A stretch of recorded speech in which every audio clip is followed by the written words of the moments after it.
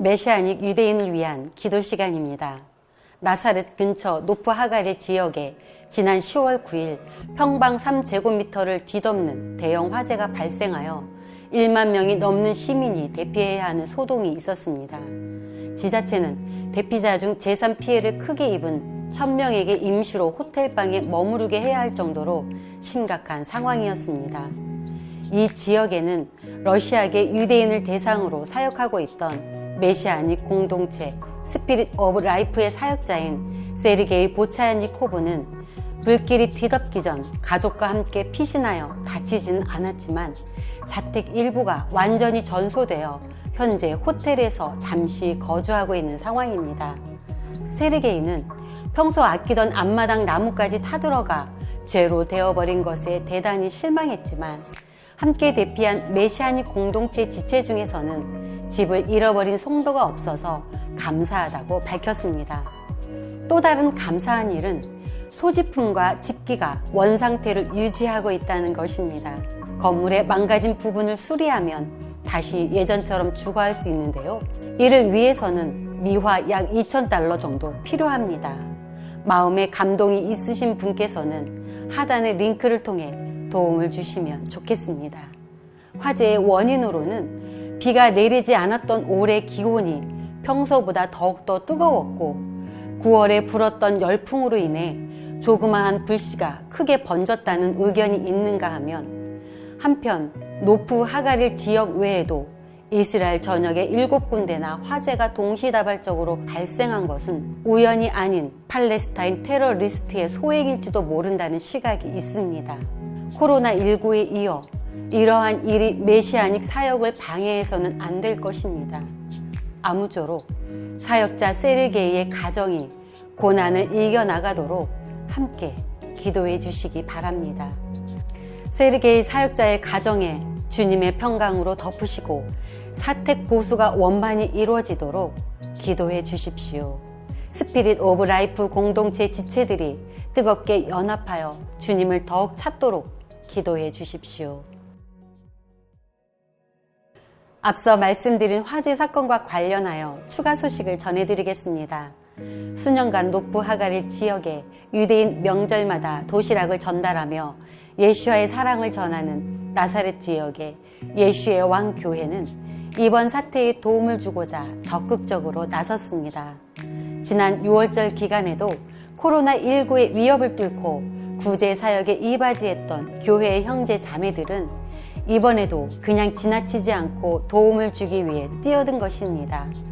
교회 담임 목사인 살림 샬라시와 그의 아내 니스린이 구제 사역을 시작한 이유는 일어나라 빛을 발하라 라는 이사야서 60장 1절의 말씀이 화재 사건 당일 감동이 되었기 때문이라고 하는데요. 유대인과 아랍인을 향한 예수와의 사랑을 증거하고 싶다고 밝혔습니다.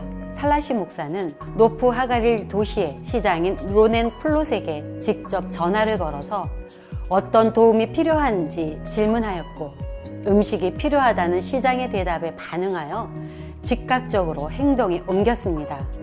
아랍인으로 구성된 이곳 교회는 일반 아랍인이 특별히 관심을 두지 않는 유대인 홀로코스트 생존자를 대상으로 구제 사역을 진행한 적이 있으며 인종을 가리지 않고 가능한 모든 방면에서 예수와의 사랑을 전하기 위해 힘쓴다고 밝힌 바 있습니다.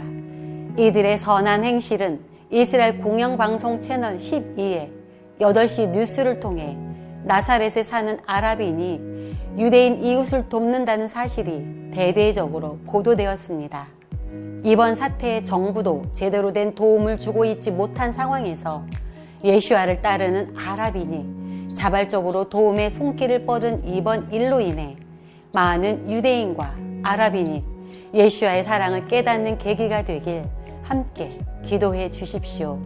샬라시 목사와 니스린 사모의 사역을 통해 유대인과 아랍인이 예수와를 믿고 주님께 돌아오는 부흥의 역사를 주시도록 기도해 주십시오.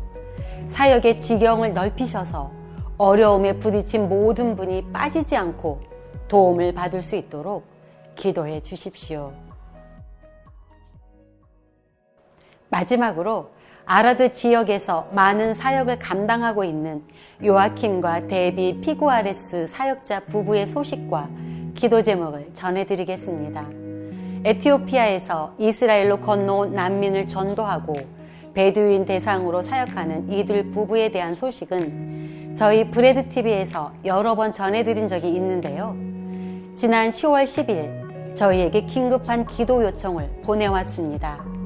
한때 범법을 저질렀던 적이 있는 베두인 사히드는 몇 년 전에 예슈아를 영접하고 신앙의 삶을 살기 시작했는데요. 그의 친형이 직접 찾아와 사히드가 갖고 있었던 이스라엘 국기를 불태우고 성경을 빼앗으려고 했던 것입니다. 베두인은 전통적으로 유목 생활을 하는 아랍인 노마드로 국가를 이루지 않고 떠돌아다니는 시족사회 부족을 말합니다. 이들 대부분은 이슬람을 믿고 있으며 일반적으로 혈연 관계를 자신과 동일시하는 문화가 있는데요. 즉, 친족이 내리는 결정이나 삶에서 겪는 일을 본인의 일로 동일하게 여긴다는 뜻입니다. 이러한 이유로 가족 구성원 한 명이 예슈아를 영접하자 이를 받아들이지 못한 친형이 화를 냈던 것입니다.